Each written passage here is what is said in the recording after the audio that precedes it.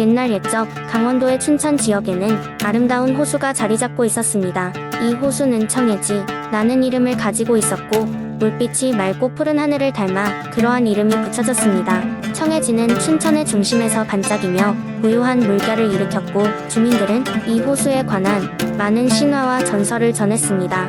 호수 주변에는 다양한 생물들이 서식하고 있었으며 특히 겨울이면 겨울철새들이 모여들어 장관을 이루었습니다. 이른 아침 해가 막 떠오를 때 호수의 수면은 붉은 빛으로 물들어 춘천 주민들의 마음을 매일같이 설레게 했습니다.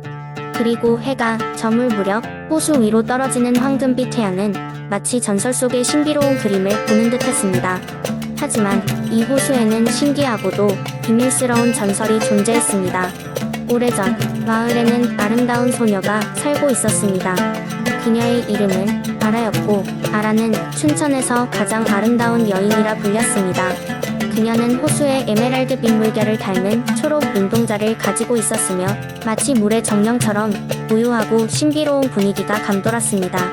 하루는 춘천에 극심한 가뭄이 닥쳐왔습니다. 마을의 모든 물줄기가 말라가기 시작했고 주민들은 물 부족으로 심각한 고통을 겪었습니다. 그러던 중 마을의 장로는 오래된 예언을 떠올렸습니다. 호수의 여신이 깨어나면 비가 올 것이다. 그러나 그때는 가장 순수한 마음을 가진 자가 여신에게 빌어야 한다. 마을 주민들은 이 예언을 듣고 호수에 기도를 드리기 시작했습니다. 하지만 아무런 변화가 없었습니다. 그러던 중 아라는 홀로 호수를 찾아가 정성껏 기도를 올렸습니다.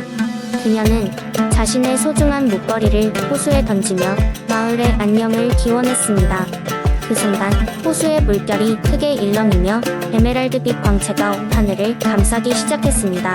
하늘에서는 마침내 비가 내리기 시작했고 춘천은 다시금 생기를 되찾았습니다. 주민들은 모두 아라에게 감사하며 그녀를 마을의 영웅으로 찬양했습니다.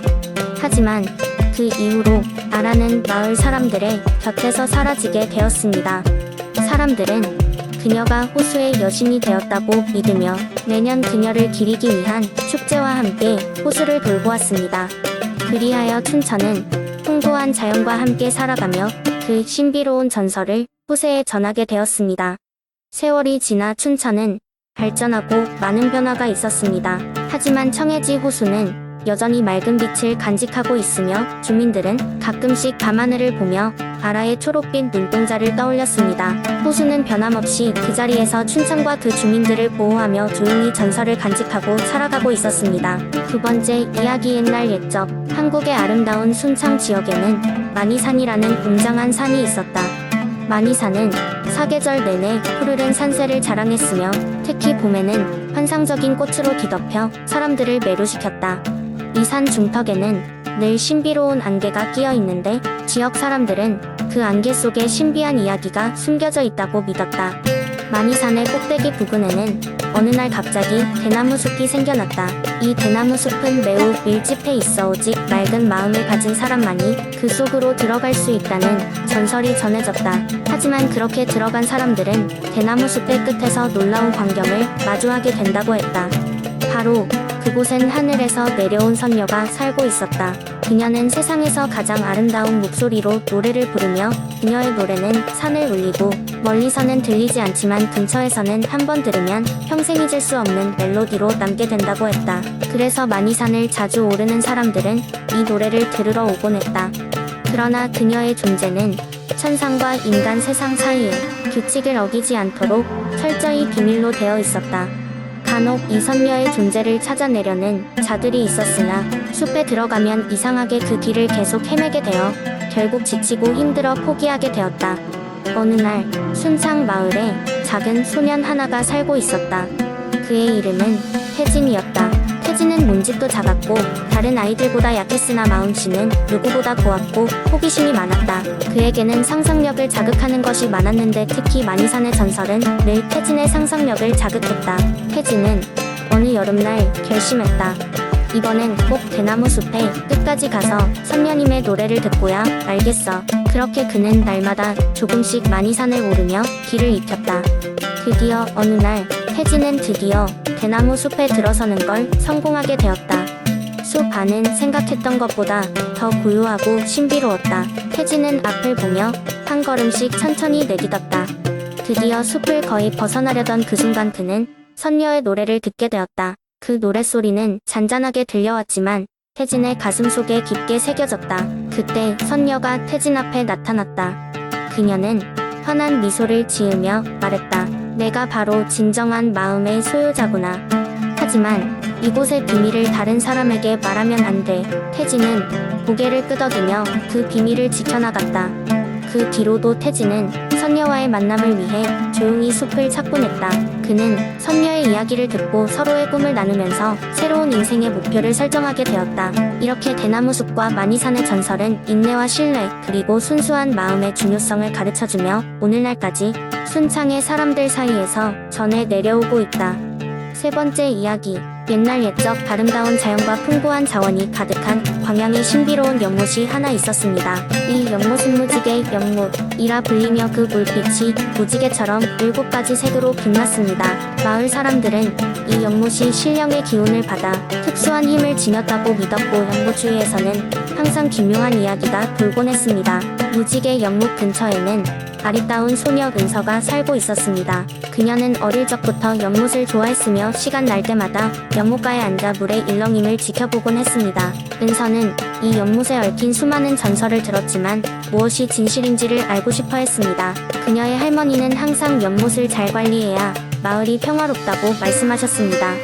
그러던 어느 날 은서는 밤하늘에 떠있는 별들을 보며 연못가에서 잠이 들고 말았습니다. 그날 밤 은서는 꿈속에서 이상한 빛을 보았습니다. 빛은 무지개 연못에서 시작되어 그녀를 부르듯이 나지막히 손짓했습니다. 꿈속 분위기는 몽환적이었고 은서는 자기도 모르게 연못으로 발길을 옮겼습니다. 그곳에서 은서는 말로 표현할 수 없는 천상의 존재를 만났습니다. 존재는 은서에게 자신이 연못의 수호신임을 밝히며 마을 사람들의 순수한 마음과 자연에 대한 존경심이 연못을 지키는 힘이라 했습니다. 한편 연못의 반대편 자리에는 항상 새의 깃털 같은 이채로운 색을 띠던 연꽃이 피어 있었는데 그 꽃은 오랜 세월 동안 연못의 힘을 상징한다고 합니다. 수호신은 은서에게 이 연꽃을 잘 보존해야만 땅과 물이 조화를 이룰 수 있음을 일러주었습니다. 은서는 그 꿈이 단순한 환상이 아님을 직감했고 깨어난 후에도 꿈에서 받은 메시지를 되새겼습니다. 은서는 할머니에게 꿈 이야기를 전하고 할머니는 연못과 연꽃이 마을의 안녕에 얼마나 중요한지를 다시 한번 상기시켰습니다. 할머니로부터 내려온 이야기에서 연못은 마을의 행복과 번영을 지켜주는 역할을 했으며 그 연꽃을 돌보는 것이 곧 마을 사람들의 마음을 순수하게 유지하는 것과 같다고 했습니다. 그 후로 은서는 마을 아이들과 함께 연꽃을 돌봤습니다. 그녀의 이야기에 감화된 마을 사람들은 연못 주변을 지키기 위한 정기적인 행사를 열기로 했습니다. 마을 사람 모두가 힘을 모아 연못의 주변을 청소하고 자연의 순환과 환경에 대해 이야기를 나누며 함께 노래를 부르며 하늘 높은 곳까지 그 마음이 닿기를 기원했습니다. 시간이 지나도 은서의 노력 덕분에 무지개 연못과 그 연꽃은 변함없이 그 빛을 유지했습니다. 연못은 계속해서 그 무지개 색을 반사하며 이상적인 세상을 투영했습니다. 그리고 마을 사람들은 서로를 좀 더 존중하며 계속해서 마을의 역사가 낡고 바래지 않도록 세대를 넘나드는 전통을 이어갔습니다. 이렇게 광양의 무지개 연못과 은서의 이야기는 오늘날까지 이어져 사람들에게 자연과 조화의 소중함을 일깨워주는 아름다운 전설로 남게 되었습니다. 네 번째 이야기. 옛날 옛적 푸른 바다와 아름다운 산이 어우러진 한국이 통영이라는 곳에는 제비낭이라는 작은 섬이 있었어요. 이 섬에는 특별한 찻집이 하나 있었습니다. 이 찻집의 주인은 나이 지긋한 할아버지였고 그의 이름은 수호였습니다. 수호 할아버지는 날마다 차를 끓이며 손님들을 맞이했습니다. 그의 찻집은 단순한 식음료를 제공하는 곳이 아니었어요. 이곳에서는 손님들이 전했던 이야기들이 꽃처럼 피어나고 바람을 타고 멀리 있는 이들까지도 안심이 되도록 만들어주는 곳이었답니다. 어느 날 바다 저편에서 이상한 소식이 들려왔습니다. 작은 배 한 척이 가라앉았는데 그 배에는 마을 어린이들의 장난감 선물이 실려 있었다는 것이었습니다. 주민들은 슬픔에 잠겼습니다. 통영의 많은 아이들이 그 배의 소식을 듣고 울음을 터뜨렸어요. 왜냐하면 그 배는 다가오는 봄 축제를 위해 준비된 조각배 경주에 쓸 장난감들이 실려 있었기 때문이었죠. 수호 할아버지는 이 소식을 듣고 깊은 생각에 잠겼습니다. 그는 손님들에게 말했습니다. 바다는 모든 생명의 근원이자 친구이지만 때때로 우리가 이해할 수 없는 일을 일으키기도 하는 법이죠. 중요한 것은 우리가 이 어려움을 어떻게 넘길 수 있을지를 생각하는 것입니다. 할아버지는 자신의 차가운 찻잔에 따뜻한 차를 채우며 이야기를 계속했습니다. 동네 사람들은 할아버지의 말을 듣고 바다를 비난하기보다는 이번 사건을 극복하기 위한 방법을 생각하기 시작했습니다. 전통적으로 통영의 배들은 나무로 만들었고 그 배들은 아주 견고했지만 바다의 강력한 힘 앞에서는 속수무책일 수 있었습니다. 그러다 한 소년이 의견을 냈습니다. 우리가 바다에게 다시 선물을 해드리면 어떨까요? 그러면 바다가 조금 덜 화를 내지 않을까요? 아이들의 순수한 마음에 깊은 감동을 받은 주민들은 그 제안을 받아들였고 함께 힘을 모아 나무를 모으고 조각을 시작했습니다. 각자 집에 있는 오래된 장난감, 조각과 나무 조각을 가져와 새 배를 만들기 시작했어요. 시간이 흐르면서 점점 많은 사람들이 이 작업에 참여하게 되었습니다. 어느새 작은 마을은 장난감 배를 만드는 큰 작업장처럼 변했고 떠들썩한 웃음과 협력의 소리가 가득 차게 되었답니다.